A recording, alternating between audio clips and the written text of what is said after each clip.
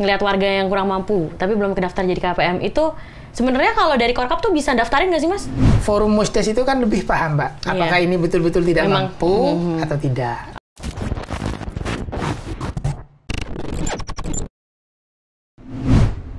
Nah kali ini nih Sobat Sosial, Agni kedatangan tamu yang jauh juga. Sama kayak kemarin-kemarin nih, tamu Agni jauh-jauh semua datangnya. Dari Jawa Timur kita kedatangan ada Mas Rozi. Mas Rozi adalah koordinator Kabupaten PKH di wilayah Probolinggo ya Mas ya? Iya, Selamat datang. Selamat datang Mbak. Terima kasih loh Mas udah jauh-jauh datang dari Probolinggo.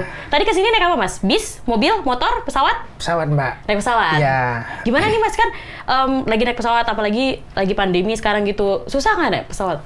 Agak repot sih Mbak prosedurnya. Jadi sebelum masuk check-in, nah kita ditanya rapid testnya. Mas sudah rapid dong? Sudah dong, sudah. Reaktif dan reaktif? Ya enggak lah. Kalau reaktif nggak jadi di sini. Makanya Sobat Sosial sekarang nih di syutingan kali ini dan syutingan sebelum-sebelumnya berada, kita selalu mematuhi aturan protokol kesehatan. Kayak tadi kita sebelum ngobrol juga udah pakai masker, kita juga jaga jarak, dan Mas Rozi juga jauh-jauh dari Jawa Timur, non reaktif ya Mas, alhamdulillah ya. Alhamdulillah. Terus Mas boleh diceritain lagi lanjutannya setelah naik pesawat?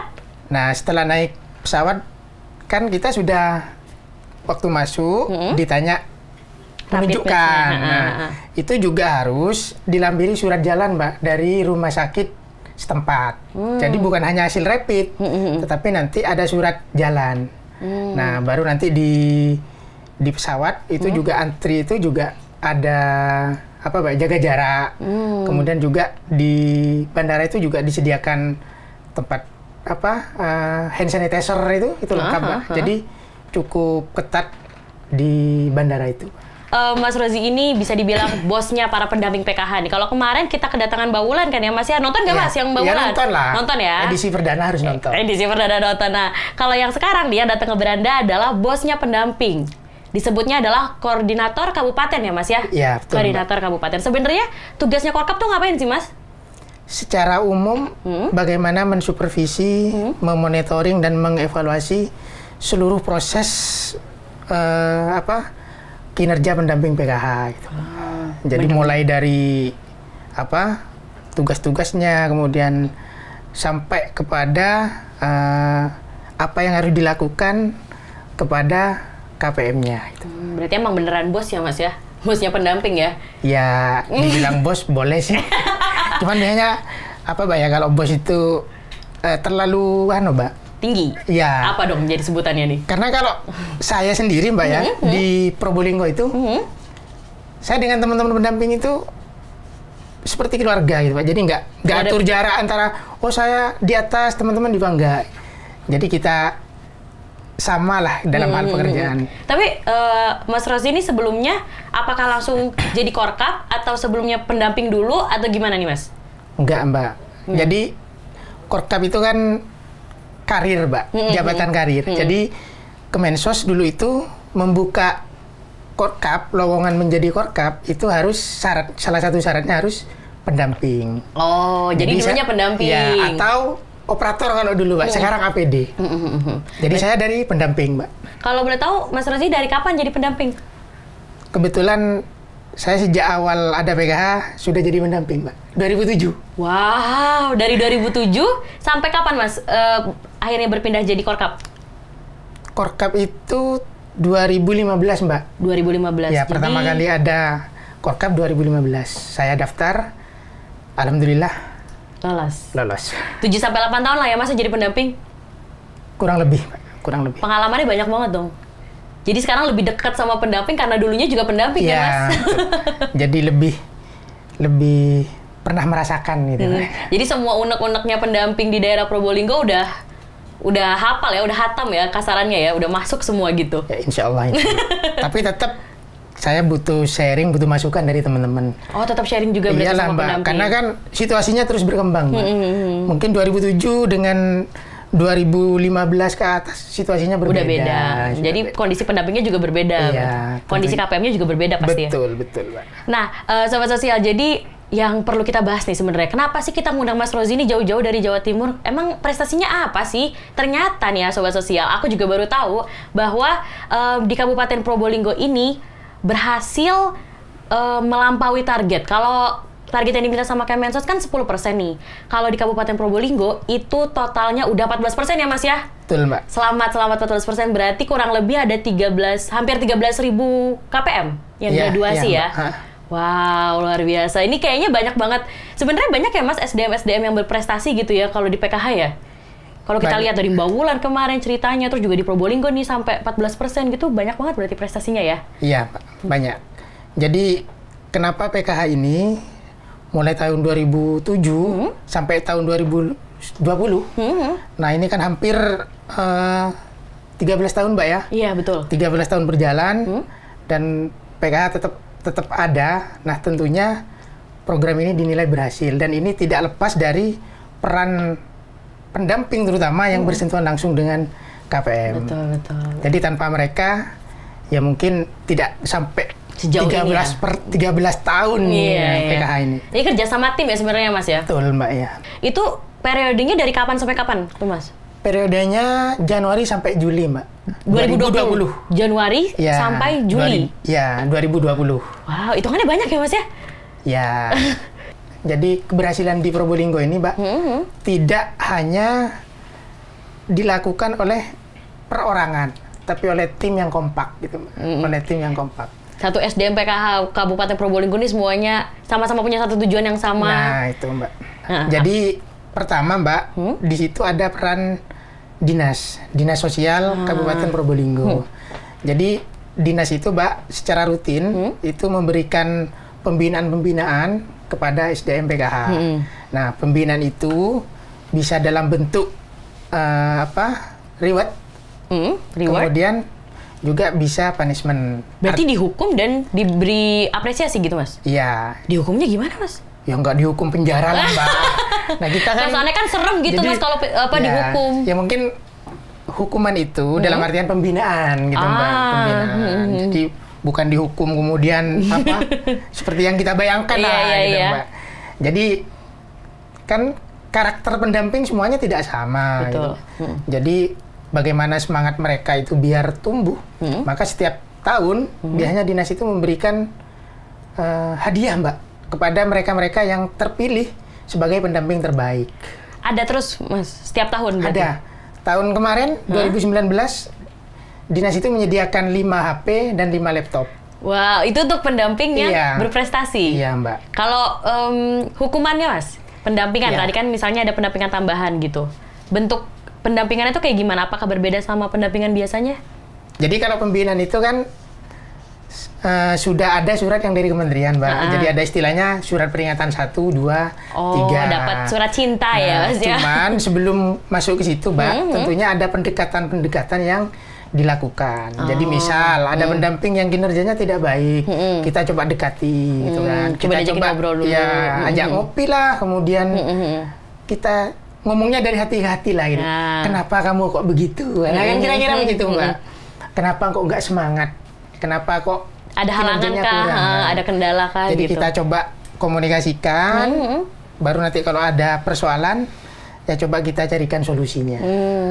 Baru kalau pendekatan-pendekatan itu nanti misalkan Mbak ya, tidak berhasil, baru nanti dapat surat cinta. Dapat surat cinta 1, 2 dan seterusnya. Ada nggak, Mas, pendamping yang udah dapat surat cinta nih di Kabupaten Probolinggo? Ada ya? Ada lah. Kirain semuanya dapat reward semua. Jadi ntar dinasnya bingung gitu. Wah, ini kayak 5 HP kurang nih, semuanya prestasi semua gitu. Enggak lah.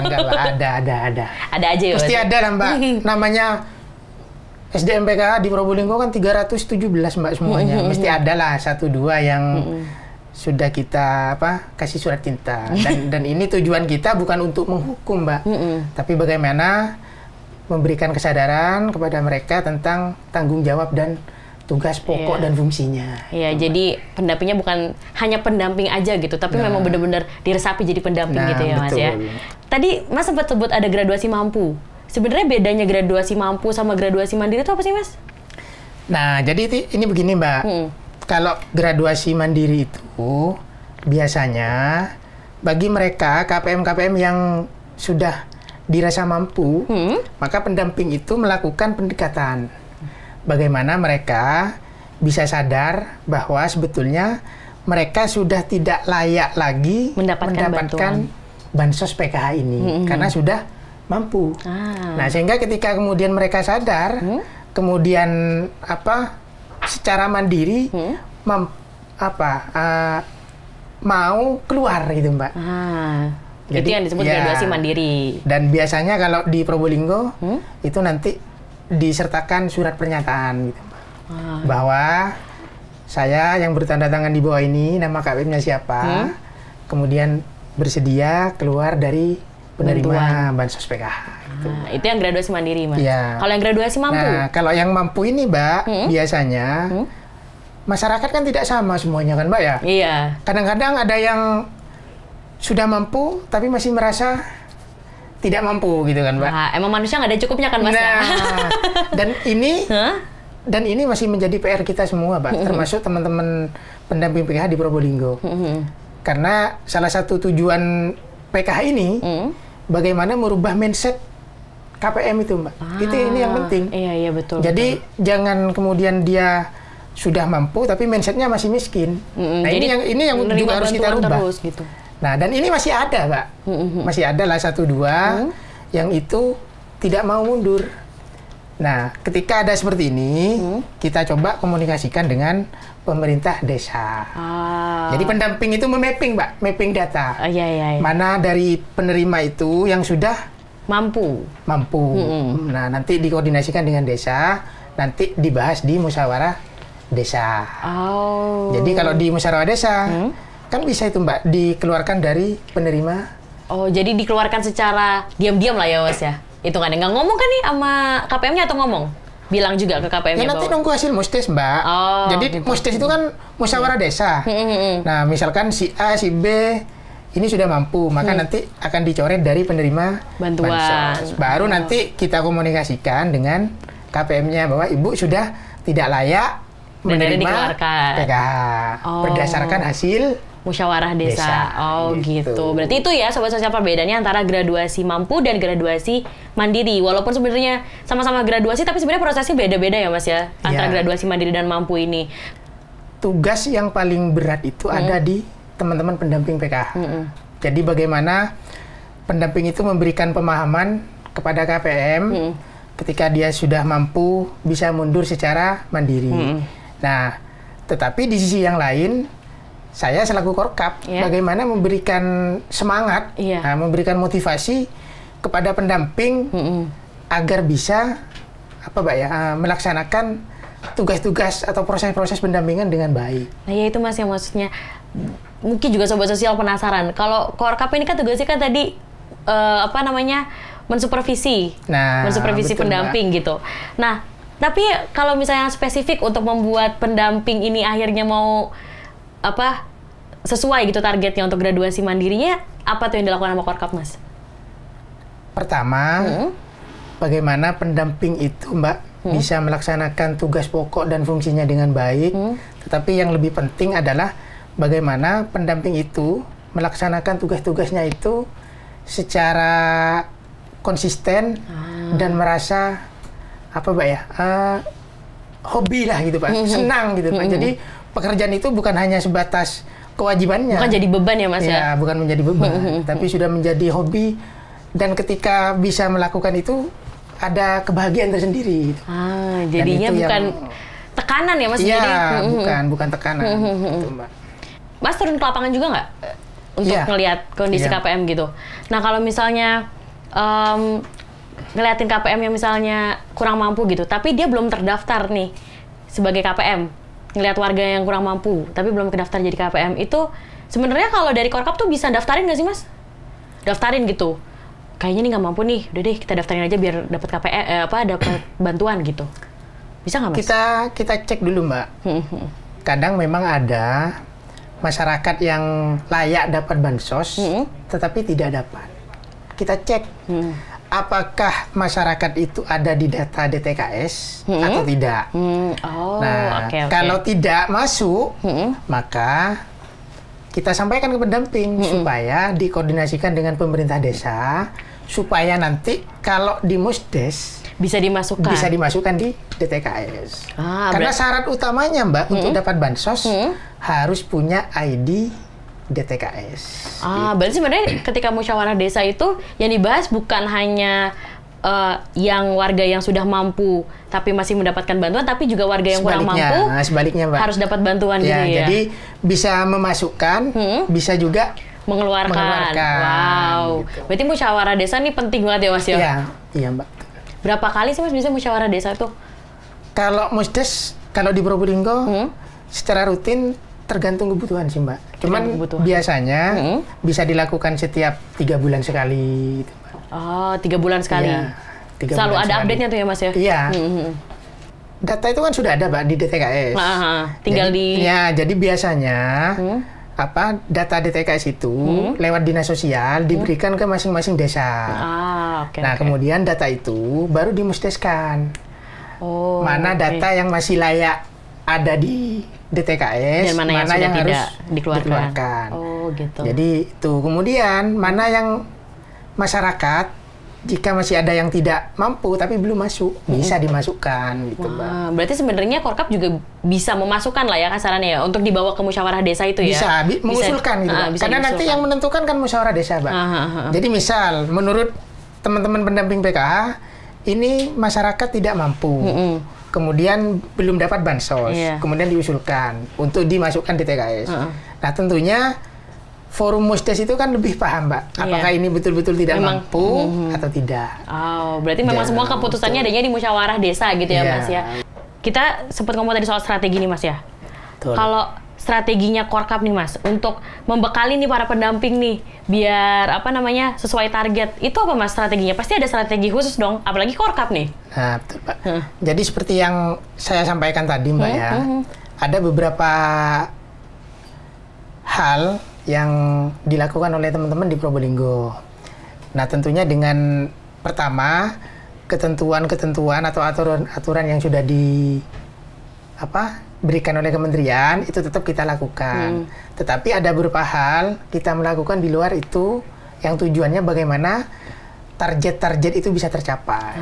Termasuk tadi yang dilakukan oleh dinas itu memberikan punish and reward. Itu kemudian di Probolinggo itu, Mbak, ada Paguyuban SDM PKH. Paguyuban SDM PKH. Ya, jadi Paguyuban itu secara rutin, Mbak ya, secara rutin melakukan pertemuan-pertemuan dengan pendamping. Dan ini pertemuannya sifatnya informal gitu, Mbak. Itu pertemuannya setiap bulan. Setiap bulan. Ada pertemuan bulanan. Nah, kemudian di pertemuan bulanan itu nanti kita sharing proses-proses pendampingan, Mbak. Jadi misal di kecamatan A ada persoalan, kemudian solusinya bagaimana, sehingga ketika persoalan itu muncul di kecamatan yang lain, solusi itu bisa dipakai. Berarti 317 SDPK itu Mas semuanya rutin, Mbak. Ngumpul sebulan. Ngumpul. Pindah-pindah setiap kecamatan, Mbak. Kita gilir. Dari jadi 24 kecamatan. Setiap kecamatan digilir. Ya. Kemudian untuk menjaga soliditas dan kekompakan, Mbak, setiap akhir tahun kita adakan family gathering, Mbak. Jadi family gathering itu kita adakan setiap tahun bagaimana menjaga kekompakan dan soliditas di antara teman-teman. Produktif banget dong Mas SDM PKH di Kabupaten Probolinggo sana. Dan yang terakhir, Mbak, yang dilakukan Paguyuban itu, jadi kita melakukan coaching mandiri, Mbak. Coaching mandiri FDS. Jadi kebetulan Probolinggo itu kan banyak, Mbak. Ada 301 loh, Mbak. Dan itu tidak mungkin dalam satu waktu secara keseluruhan dipanggil untuk didiklat FDS. Sehingga bagi yang belum, kita coaching mandiri, Mbak. Gantian berarti. Nah, bagi yang sudah FDS, nanti mengcoaching yang belum. Sehingga nanti proses-proses pendampingan itu semuanya bisa melaksanakan. Gitu. Dan hebatnya, Mbak, ini pembiayaannya teman-teman mandiri. Gitu. Nggak dapat bantuan? Nggak. Pas, sendiri semua? Iya. Tiga kegiatan tadi ada pertemuan bulanan, family gathering, sama coaching itu sendiri semua? Iya, Mbak. Dan rutin sampai sekarang masih rutin, dilakukan? Mbak. Jadi, mulai 2007 sampai 2020, itu Paguyuban SDMPK itu masih konsisten, Mbak. Gitu. Wow. Itu yang kita lakukan, menggandeng lah gitu istilahnya, Mbak, bersama paguyuban. Cuman secara khusus Korkap tetap melakukan supervisi dan monitoring gitu, Mbak. Jadi misal saya itu setiap bulan, kebetulan di Probolinggo itu, Mbak, ada 24 kecamatan. Kemudian saya mendampingi 11 kecamatan. Dan ini sudah menjadi kesepakatan di antara teman-teman Korkap. Setiap bulan Korkap harus keliling di setiap kecamatan. Setiap bulan? Iya. Jadi kalau saya misalkan 11, Mbak ya. Iya. Jadi 11 kecamatan ini setiap bulan harus saya datangi satu-satu. Capek dong, Mas? Ya memang bagian dari tugas, Mbak. Capek iya, cuman kalau dengan semangat ya enggak terasa capeknya, Mbak. Setiap bulan rutin ke 11 kecamatan itu? Iya, rutin ketemu gitu. Nah, ketemu itu kan kita sharing gitu, Mbak. Iya. Sharing, jadi misal apakah ada persoalan? Kendala gitu ya, apakah Mas, ada kendala? Nah, kalau ada kendala, kita cari solusinya bareng-bareng bersama. Gitu. Wow. Kalau misalnya kita nggak tahu nih ya, mungkin nih Sobat Sosial yang lagi nonton adalah pendamping di daerah Kabupaten Probolinggo nih, Mas. Harus galak nggak sih, Mas, kalau jadi Korkap tuh? Takut-takut nggak para pendamping nih? Ini mungkin pendamping yang lagi pada nonton nih di daerah Kabupaten Probolinggo nanti ya, bisa komen nih. Sebenarnya galak nggak sih ini sebenarnya, Mas Rozi ini? Nah, ini pertanyaannya seharusnya ditanyakan ke mereka ini, Mbak, bukan ke saya ini. Tapi kalau Mas Rozi emang ngerasanya harus galak nggak sih, Mas, kalau jadi Korkap nih? Harus tegas gitu ke pendamping? Kalau saya sih biasa, Mbak. Artinya begini, jadi kan kita bisa atur kapan kita harus galak, dalam tanda kutip, Mbak ya. Kapan kita harus tidak galak. Tetapi bagi saya, mereka itu sudah saya anggap bukan sebagai antara bawahan dan atasan itu. Tapi saya anggap mereka itu sebagai keluarga. Sehingga mereka tidak ada jarak, Mbak.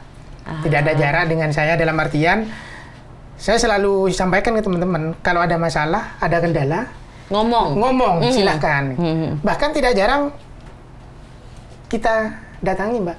Kita datangi ke rumahnya gitu kan. Biasanya kalau WA, Mas Korkap, saya punya kendala nih, begini-begini gitu kan. Kemudian saya balas, kapan ada di rumah? Misalkan. Nyamper, main. Iya, kita main ke sana. Karena dengan begitu, kita lebih Mbak, lebih terbuka. Wah, lebih dekat juga ya, Mas? Lebih dekat. Daripada misalkan, ya dah besok ketemu di kantor misalkan.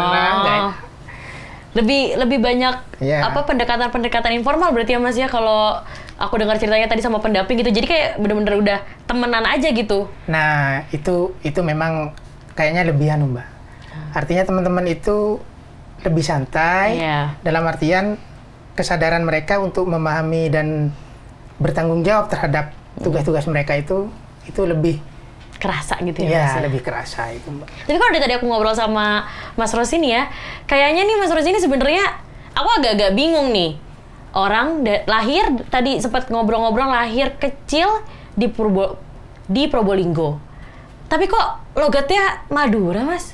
Di mana nih? Kan Probolinggo sama Madura jauh nih ya kebetulan ya, tapi kok fasih banget kayaknya nih. Apa jangan-jangan keturunan Madura nih? Bagaimana? Ya, Probolinggo itu rata-rata suku Madura, Mbak. Mayoritas suku Madura. Jadi memang Probolinggo itu memang nenek moyangnya itu rata-rata Madura. Termasuk saya. Pantes kayaknya fasih banget ngomong Madura. Ada nggak, Mas, bahasa? Mbaknya bisa nggak Madura? Enggak. Kalau jawaban jujur, enggak. Aku nggak ngerti. Bahkan aku aja dari Jogja aja nggak ngerti, Mas, bahasa Jawa gitu ya, nggak ngerti. Boleh nggak, Mas, misalnya nih, nyapa gitu. Kayak, halo pendamping-pendamping PKH Kabupaten Probolinggo, tapi pakai bahasa Madura, bisa nggak, Mas? Bisa lah ya? Ya bisa lah. Coba dong. Halo, cakap-cakapi Probolinggo. Ngireng, setejena ala konong PKH, bener petepak, makle, sae. Artinya apa? Nah, nggak tahu kan? Nggak tahu. Nanti mungkin kru bisa nambahin subtitle di bawah, apa, Mas, emang itu artinya, Mas? Nah, kira-kira beginilah artinya, Mbak. Ayo teman-teman pendamping Probolinggo, kita bekerja di PKH dengan baik, biar hasilnya juga baik. Wow. Kira-kira begitulah. Berarti memang dari kecil bahasanya memang Madura, Mbak. Madura dari kecil. Iya. Bahasa ibu. Bahasa ibunya. Iya, bahasa ibu. Suka satenya nggak Mas? Masak sate gitu di rumah? Iya. Hobi. Kayak jago nih masak sate ya Mas ya? Madura kan terkenal satenya, Mbak. Iya, makanya. Kalau tadi kita ngomongin 300 sekian SDM PKH, ada yang cinlok-cinlok gitu nggak sih Mas? Yang nggak pacaran deh, misalnya langsung nikah gitu. Ada nggak sih Mas pendamping? Ada, kan Mbak. korkap nih, harusnya tahu dong pendamping. Ada. Bahkan yang sampai jadi suami istri ada. Ada nih yang nikah nih. Sebut nama dong, disapa dong. Siapa nih? Siapa tahu nonton. Jadi kayak apa yang suami istri Mbak ya? Ada di situ ada Mas Zubaidi. Halo. Mas sama Mbak Zubaidi. Dian. Mas Zubaidi sama Mbak Dian. Mbak Dian itu pendamping suami istri Mbak. Ada lagi? Banyak ya Mas? Masih banyak Mbak. Banyak. Jadi di situ juga ada Mas Iqbal sama Mbak Ismi. Ini yang disapa nih komen ya nanti ya di live streamingnya. Betul. Terus sama komen juga nanti kalau Satu misalnya. lagi Pak ya, 3 ya. Boleh, boleh. Ada Mas Teguh sama Mbak Zubaidah. Mas Teguh dan Mbak Zubaidah tuh disapa sama Pak Korkap tuh. Itu pendamping-pendamping yang suami istri Mbak. Kalau misalnya tadi kan pendamping sama pendamping. Misalnya nih, karena pendamping kan deket banget sama KPM nih Mas. Deket banget gitu kan. Sering ngobrol atau sering sosialisasi juga. Kalau pendamping sama pendamping mungkin udah biasa kali ya. Ya namanya juga cinta lokasi. Tapi kalau pendamping sama KPM, ada nggak Mas? Waduh, dijawab nggak ini Mbak ya? Loh, ya dijawab dong. Dijawab dong, kan nggak apa-apa. Siapa tahu mungkin KPM-nya ngerasa, oke juga nih pendamping nih. Jadi nanti Mbak kalau ada pendamping, nikah dengan KPM, maka KPM-nya langsung graduasi mandiri, Mbak. Itu dia. Mungkin para KPM nih, biar graduasi mandiri cepet, nikah sama pendamping aja. Bener ya, Mas ya? Tapi Iya. ada, Mas? Ada kejadian yang nikah sama pendamping? Kalau yang laporan ke saya nggak ada, Mbak. Mungkin diem-diem dia. Ayo. Nih Sobat Sosial mungkin yang SDM PKH Kabupaten Probolinggo nih. Komen aja siapa nih yang nikah sama KPM nih. Kan jadi menambah angka yang graduasi mandiri kan. Seru ya Sobat Sosial. Nah, kalau misalnya tadi kan kita ngebahas ada 300 sekian orang di Jatim gitu ya. Ada kemungkinan nambah nggak sih Mas pendampingnya nih? Itu kan udah banyak 300 Mas, mau nambah lagi nggak? Atau mungkin ngerasa kurang di beberapa kecamatan? Jadi biasanya Mbak kalau penambahan KPM, kemudian penambahan pendamping, itu kewenangan kementerian gitu, Mbak. Cuman biasanya nanti kementerian itu memberikan kesempatan kepada daerah untuk melakukan analisa dan mapping gitu Mbak ya. Jadi misal Probolinggo itu KPM-nya berapa, kemudian pendampingnya berapa, masih kurang apa enggak? Nah itu dianalisa dan di mapping. Siapa tahu masih ada yang kurang gitu Kalau ya. ada yang kurang nanti dinas bisa bersurat gitu. Tapi kalau sekarang tahun ini Mbak, kita kedapatan tambahan KPM baru validasi kurang lebih 14.000. Nambah 14.000 KPM lagi. Iya, 14.000 KPM. Jadi kalau itu nanti, ini kan masih proses Mbak, belum tahu berapa pastinya yang masuk memenuhi syarat. Nah, baru nanti kalau misalkan kurang, ya kemungkinan bisa kurang pendampingnya. Nanti nambah lagi ya? Iya, tinggal nanti kita analisa dan kita mapping. Kalau memang kurang ya kita bersurat ke kementerian. Bahwa ada kekurangan pendamping betul. gitu ya. Nah, Sobat Sosial, tadi kan kita dari ngebahas soal prestasinya Kabupaten Probolinggo nih yang udah bisa graduasi 14% melebihi target, bukan 14% melebihi target ya, 4% melebihi target dari 10% yang ditetapkan sama Kemensos nih. Kalau misalnya KPM-KPM yang sudah graduasi mandiri gitu tetap dimonitor nggak sih Mas? Atau mungkin dilepas aja gitu? Atau mungkin tetap dapat pendampingan-pendampingan? Mungkin ada yang bikin usaha gitu Mas, ada nggak KPM-KPM? Iya Mbak, didampingi Mbak. Jadi kemarin kalau di Probolinggo itu Mbak, biasanya bagi mereka-mereka yang sudah graduasi mandiri, nah kemudian ada usaha, nah itu nanti oleh dinas diberikan bantuan-bantuan baik itu berupa modal ataupun berupa alat. Gitu, berarti tetap dibantu biar bisa usaha gitu ya Mas ya? Cuman karena memang di daerah itu anggarannya terbatas Mbak, jadi tidak semua KPM itu kebagian. Nah, harapan kami nanti yang model-model begini juga bisa dipikirkan oleh kementerian. Jadi biar semua KPM bisa usaha dan bisa mandiri juga, dan akhirnya nggak dapat bantuan lagi gitu ya Mas ya. Betul, wow. Menarik banget nih ya Sobat Sosial obrolan Agni barengan sama Mas Rozi nih. Kayaknya kalau misalnya Madura gini mah bukan Mas Rozi, harusnya Cak Rozi kayaknya nih. Lebih cocok. Ya nggak sih Mas? Atau risih nggak sih dipanggil Cak Rozi? Soalnya teman-teman di Probolinggo biasanya pakai Mas, Mbak. Mas gitu. Mas Rozi gitu ya. Jadi kalau saya sih dipanggil Cak nggak masalah, Mbak. Takut teman-teman protes nanti. Loh, kok teman-teman yang protes? Hei, teman-teman, kan Mas Rozi yang dipanggil, atau mungkin dibiasain aja sekarang jadi panggilnya Cak ya, Cak gitu, panggilnya Cak Rozi. Obrolan kita seru banget dari tadi, kita udah ngobrolin soal strategi yang dipakai oleh para korkap gitu ya, terus juga kejadian-kejadian seru gitu, korkap selama tugas gitu. Terima kasih banget Mas Rozi udah jauh-jauh datang dari Jawa Timur. Bisa nambah ini sedikit? Boleh, silahkan ditambah. Salah satu kenapa Probolinggo itu juga graduasinya tinggi, ini juga berkat dari monitoring dan supervisi yang dilakukan oleh Korwil, Mbak. Wah, Korwil. Atasnya jadi, Mas Rozi. Kebetulan kami di Probolinggo itu masuk Jawa Timur 1, Mbak. Jawa Timur 1. Dan kebetulan Pak Korwilnya Pak Zainul Arifin. Halo Pak Korwil.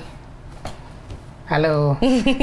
Itu. Kemudian yang kedua, Mbak, ada program intervensi, program yang dilakukan oleh pemerintah daerah. Program yang program jadi, apa, Mas? dalam hal ini oleh Pemprov Jawa Timur. Jadi Probolinggo itu, Mbak, salah satu kabupaten penerima program PKH Plus yang dilakukan oleh Provinsi Jawa Timur.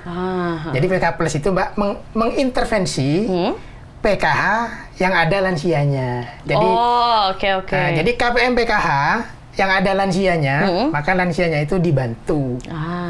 Makanya ada plusnya itu tadi. Dan itu sebesar 2 juta per tahun. Dan ini cukup juga membantu bagaimana mengurangi beban dalam keluarga itu. Iya. Dan juga mempercepat bagaimana mereka kehidupannya bisa naik taraf hidupnya ya. Betul, gitu. Berarti banyak juga program-program yang membantu para KPM ini juga ya. Apalagi tadi yang ada lansia dengan KPM Plus itu ya, Mas ya.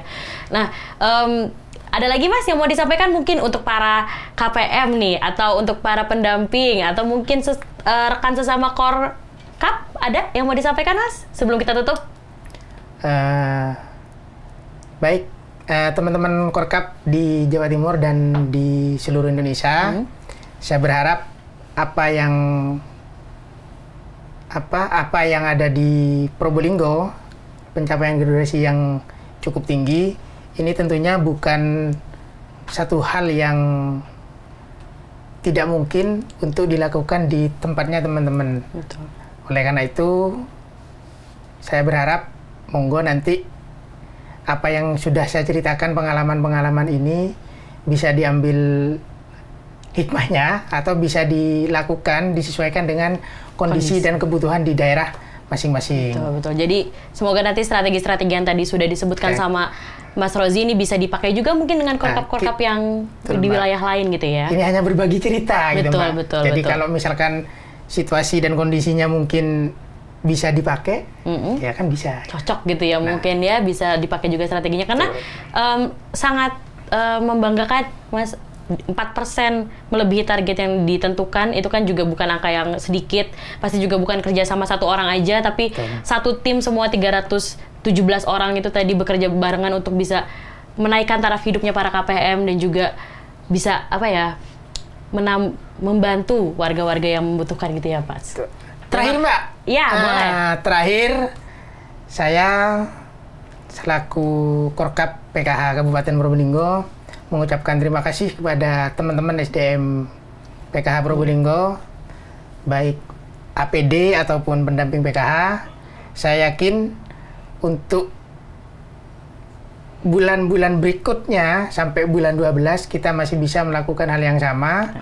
Bagaimana graduasi ini tetap menjadi indikator bahwa pendamping yang berhasil dalam proses-proses pendampingan adalah pendamping yang banyak menggraduasi KPM PKH. Jadi saya berharap kepada teman-teman tetap semangat, tetap bekerja dengan baik, insya Allah hasilnya baik. Semangat ya Mas ya. Semangat. Sip ini apa nih Mas? Ini. Oh sip ini ya? Nah apa itu Mas? Ini sip santun. Santun. Integritas. Integritas. Profesional. Santun, integritas, profesional itu adalah nilai-nilai yang dipakai di PKH. Ya dari kementerian ini, Mbak. Wow. Bisa kita tutup dengan itu kali ya, Mas ya? Dengan SIP? Boleh. Boleh, dengan SIP kita sama-sama santun, integritas, dan profesional. Yuk. Pendamping PKH, SIP! Santun, integritas, profesional.